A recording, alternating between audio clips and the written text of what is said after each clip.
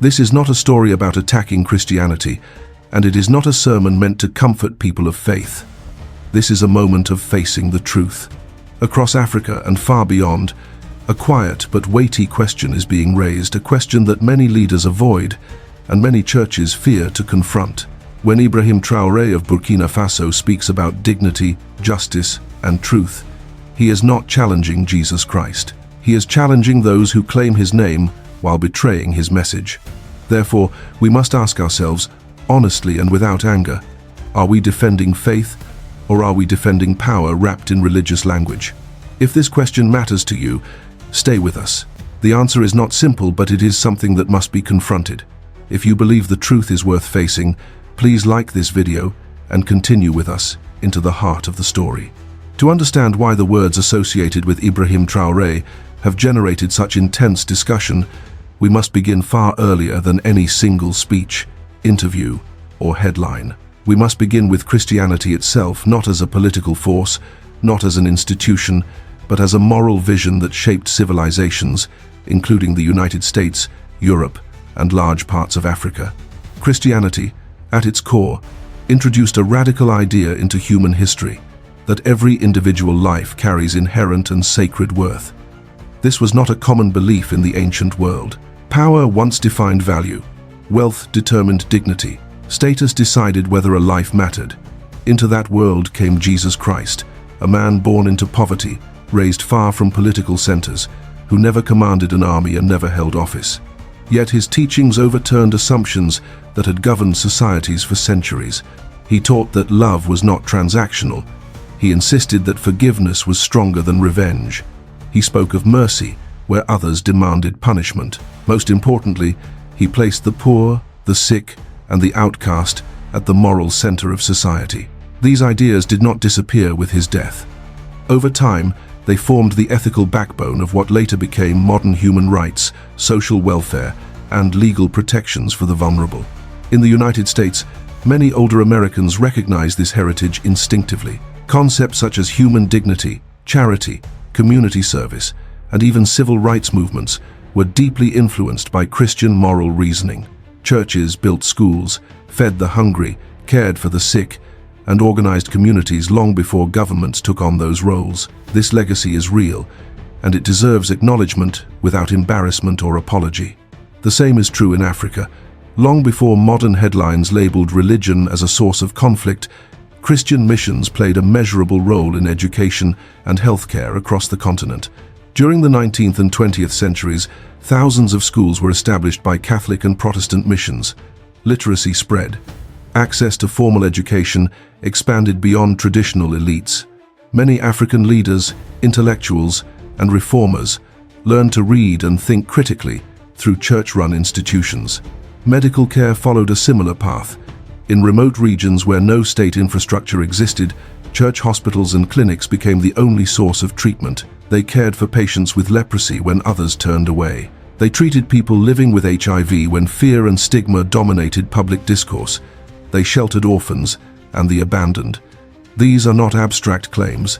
They are documented realities acknowledged by historians, humanitarian organizations, and even secular governments. Christianity also provided moral language for resistance. In South Africa, Archbishop Desmond Tutu invoked Christian principles to oppose apartheid without calling for racial revenge. He spoke of reconciliation rather than domination, insisting that justice without mercy would only replace one form of oppression with another. His faith did not serve power, it confronted it. That distinction matters. At this point, the narrative is not controversial. It is balanced, grounded, and historically verifiable. Christianity, when lived according to its original message, contributed to moral progress in both the Western world and Africa. Jesus Christ did not preach conquest. He did not accumulate wealth. He did not divide humanity into winners and losers. He stood with the powerless and paid the ultimate price for refusing to submit to corrupt authority. So why does the name of Christianity now provoke skepticism, anger, or even resentment in so many parts of the world? The answer lies not in the teachings themselves, but in how those teachings were later manipulated. As European empires expanded into Africa, the cross often traveled alongside the rifle. What was described as civilization frequently masked land seizure, forced labor, and cultural erasure. In some regions, churches became entangled with colonial administrations. Silence replaced prophecy. Moral authority was exchanged for political protection. This betrayal was not universal, but it was significant enough to leave scars that remain visible today.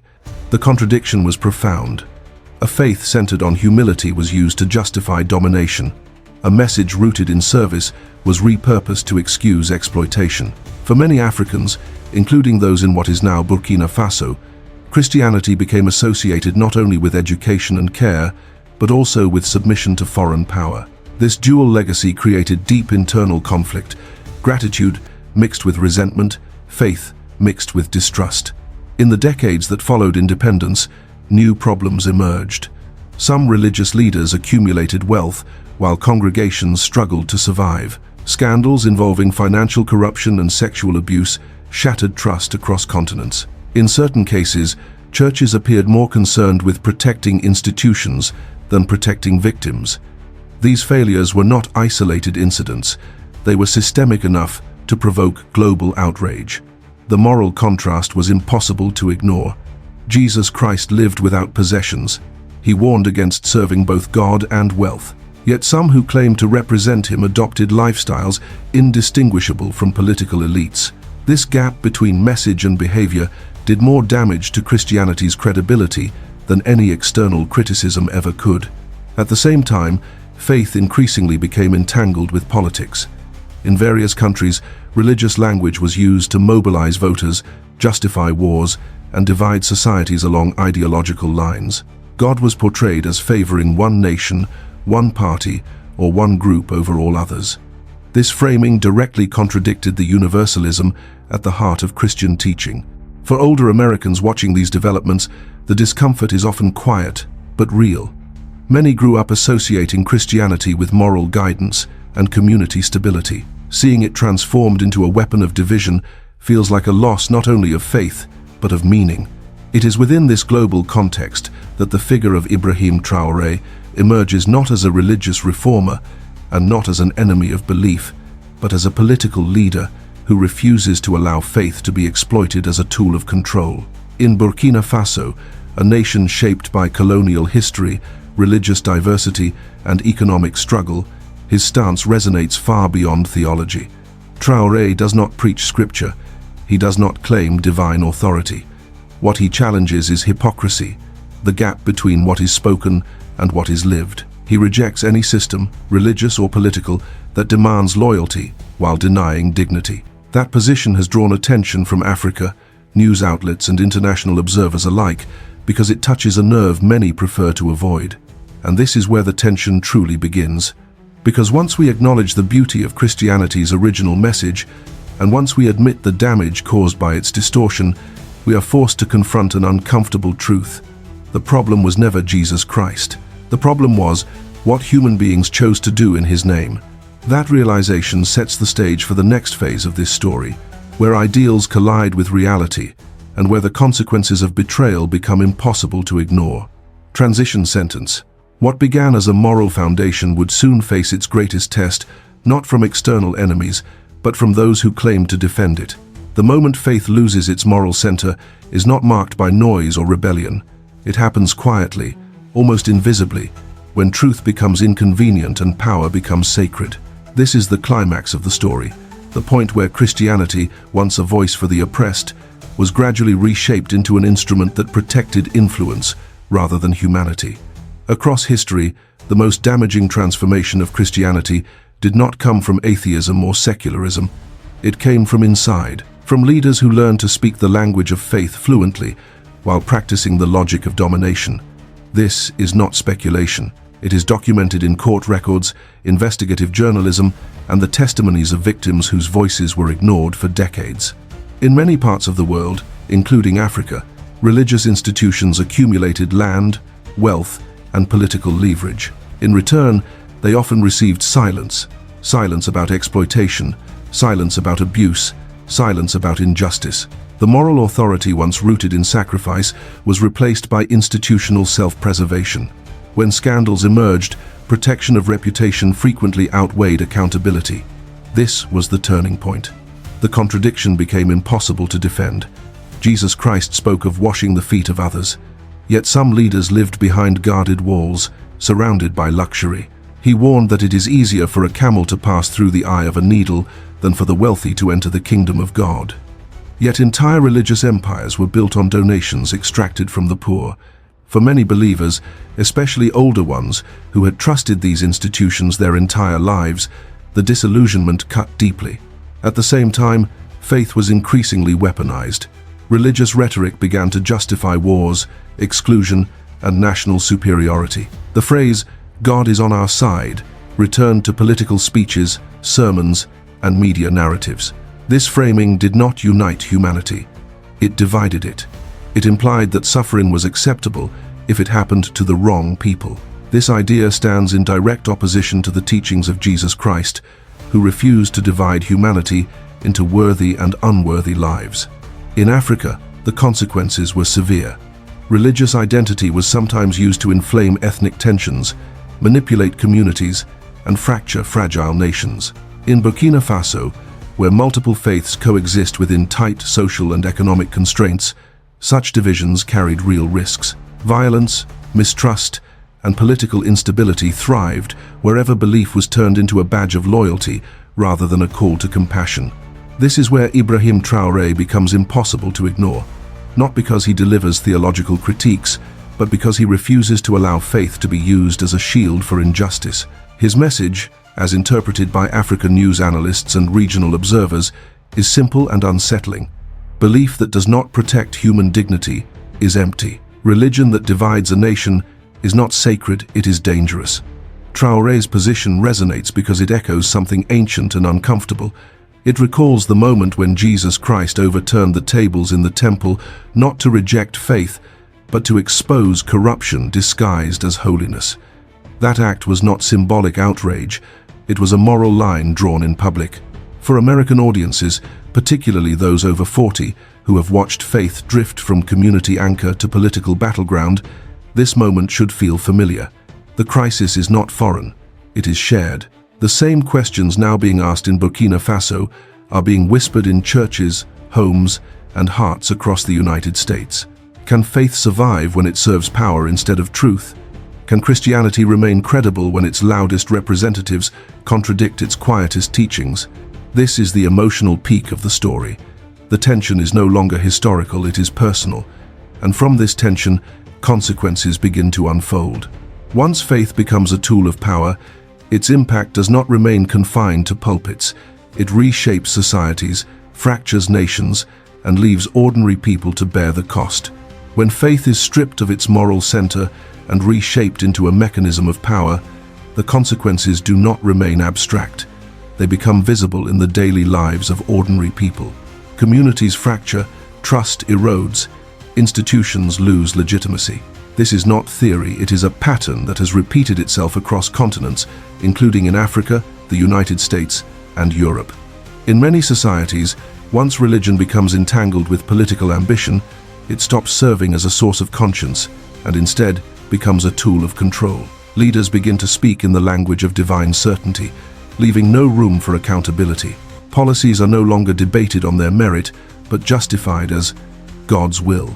Dissent is no longer disagreement, it becomes heresy. This dynamic is especially dangerous in fragile states, where social cohesion is already under strain. In Burkina Faso, a country marked by poverty, security challenges, and the lingering effects of colonial borders, this risk is acute. Religious diversity has long been a source of coexistence rather than conflict. But when belief is manipulated for political leverage, that balance can collapse quickly. Communities that once lived side by side begin to question one another's loyalty. Fear replaces solidarity. Opportunistic actors exploit religious identity to gain influence, often at the expense of national unity. African news coverage of the Sahel region has repeatedly highlighted how extremist movements thrive where institutions fail and moral authority is compromised. These groups do not arise in a vacuum. They feed on hypocrisy. When people witness religious leaders preaching peace while benefiting from corruption, credibility evaporates. Into that vacuum step voices that promise certainty, order, and belonging, often through violence. The political consequences extend beyond security. When faith is politicized, governance itself suffers, public trust declines, citizens disengage, young people grow cynical, concluding that ideals are merely slogans used by elites. This erosion of trust is one of the most damaging long-term effects of religious manipulation, because it leaves societies vulnerable to authoritarianism and chaos alike. It is within this landscape that Ibrahim Traoré's leadership in Burkina Faso takes on significance. His refusal to elevate one religious identity above another is not a rejection of belief, it is a defense of civic stability.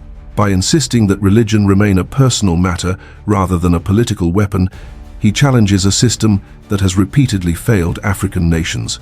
Traoré's stance sends a clear message: the state exists to protect people, not to enforce belief. Dignity, security, and sovereignty cannot be built on selective morality. This position has drawn attention across African news platforms precisely because it runs counter to decades of failed governance rooted in moral double standards. For American audiences, the implications are uncomfortably familiar. The United States has also experienced growing polarization where faith and politics collide. Churches divide along ideological lines. Neighbors view one another with suspicion. Public debate becomes moral theater rather than problem-solving. The lesson from Burkina Faso is not distant, it is instructive. The core issue is not religion, it is credibility. When faith aligns itself too closely with power, it loses the authority to challenge injustice. When belief becomes a political badge, it stops being a moral compass. Societies pay the price in the form of instability, resentment, and lost trust. And yet, this is not where the story ends. If the consequences reveal the cost of corrupted faith, the next question is unavoidable. How does the world, and especially the United States, interpret and respond to a leader like Ibrahim Traoré?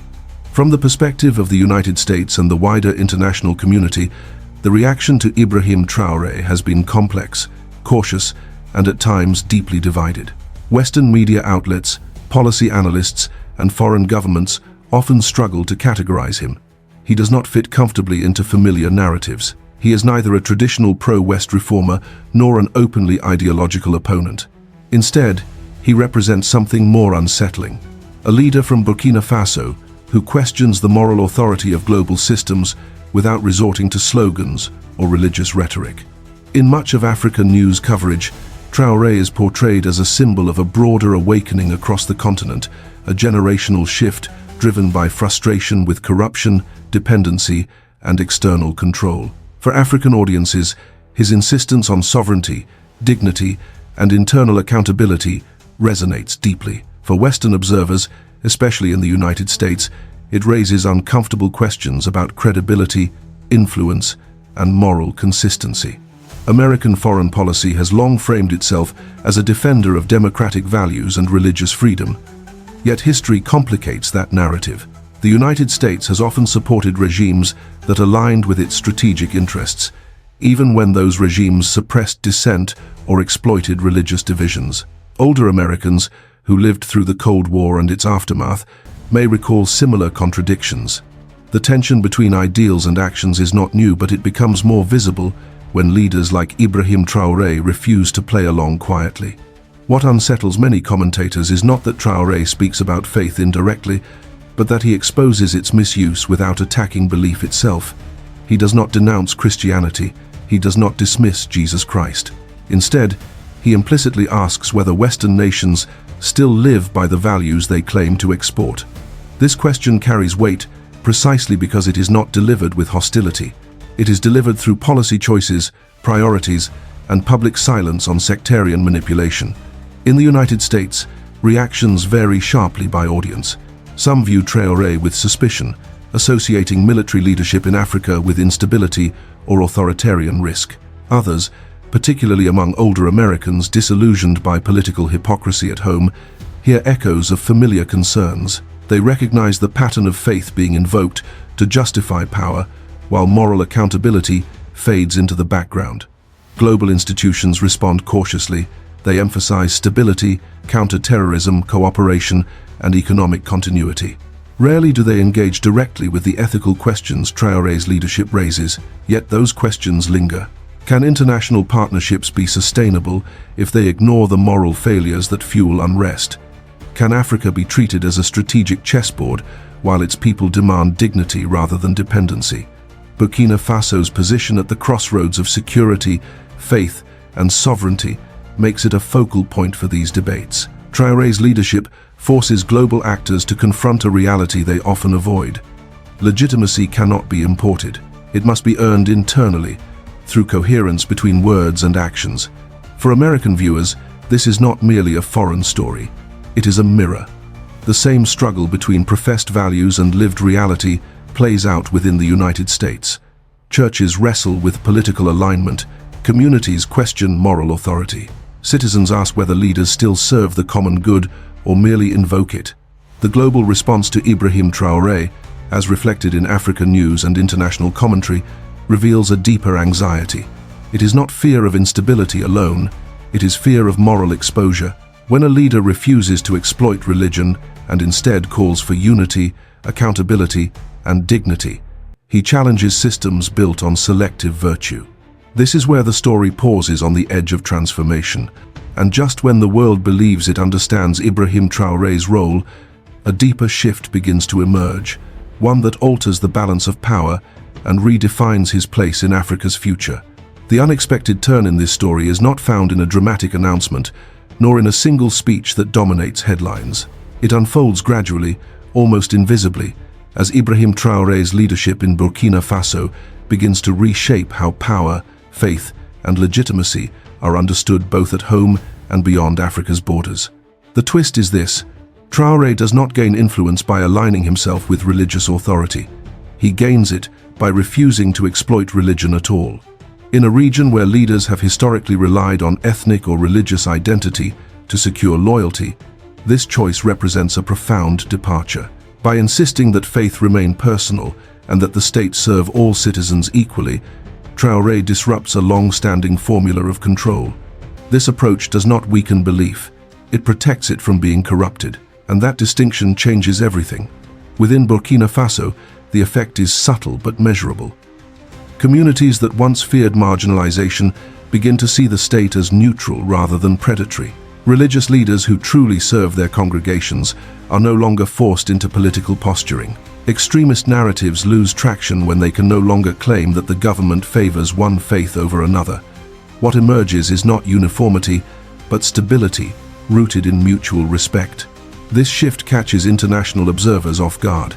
Many external actors, accustomed to managing Africa through familiar levers of influence, struggle to respond. Traoré does not seek validation through ideological alignment. He does not frame his authority through divine rhetoric. Instead, he grounds legitimacy in tangible outcomes: security, dignity, and sovereignty. Africa news coverage increasingly reflects this change, noting a growing regional resonance that cannot be dismissed as temporary enthusiasm. The deeper twist lies in symbolism. Without declaring it, Traoré becomes a reference point, a reminder of what leadership can look like when it refuses to borrow moral authority it has not earned. In doing so, he inadvertently revives the original ethical challenge posed by Jesus Christ, that true authority comes from service, not domination. This parallel is never stated explicitly, yet it is unmistakable to those willing to see it. For American audiences, particularly older viewers who have witnessed decades of political cycles and moral contradictions, this moment carries unexpected weight. It challenges the assumption that influence must always be loud, religiously branded, or ideologically rigid. It suggests that restraint itself can be a form of strength. The global reaction begins to shift. Critics who initially dismissed Ibrahim Traoré as merely another transitional figure are forced to reconsider. Supporters who expected fiery rhetoric instead encounter discipline and consistency. The conversation moves away from personality and toward principle. This is where his leadership transcends national boundaries. In this sense, Burkina Faso becomes more than a country navigating internal reform. It becomes a case study. Can a nation with limited resources assert moral clarity without invoking divine entitlement? Can Africa chart a path forward that honors faith while refusing to weaponize it? The answers are still forming, but the questions alone, mark a transformation. The true twist, then, is not that Ibrahim Traoré claims a higher moral ground, it is that he leaves that ground open for citizens, for believers, and for critics alike. By doing so, he exposes a truth many systems would rather conceal. When leaders stop using God to justify power, power itself must finally answer to the people. And that realization prepares us for the final reflection. What this story ultimately reveals is not a clash between faith and leadership, nor a rejection of Christianity. It is a return to meaning. Christianity is not broken. Jesus Christ did not fail the world. What failed again and again were those who spoke his name while abandoning his example. Ibrahim Traoré's journey in Burkina Faso reminds us of something both ancient and urgent. Faith was never meant to rule people. It was meant to awaken conscience. It was meant to stand beside the poor, to challenge injustice, and to speak truth without fear of power. When belief is reduced to slogans or political tools, it loses its soul. When it is lived quietly, with courage and humility, it regains its strength. If Jesus Christ were walking among us today, he would not be seated in palaces of influence. He would be found where dignity is denied and voices are ignored. That is the standard by which all leaders and all believers must be measured. As Ibrahim Traoré himself has declared, "We did not ask permission to be free, we stood up to take it." If the spirit of Ibrahim Traoré speaks to your conscience, share this story. If you believe truth matters more than headlines, subscribe and stay with us. The future of Africa, as reflected in African news and lived in Burkina Faso, will not be written by those who exploit faith, but by those who live its deepest truths.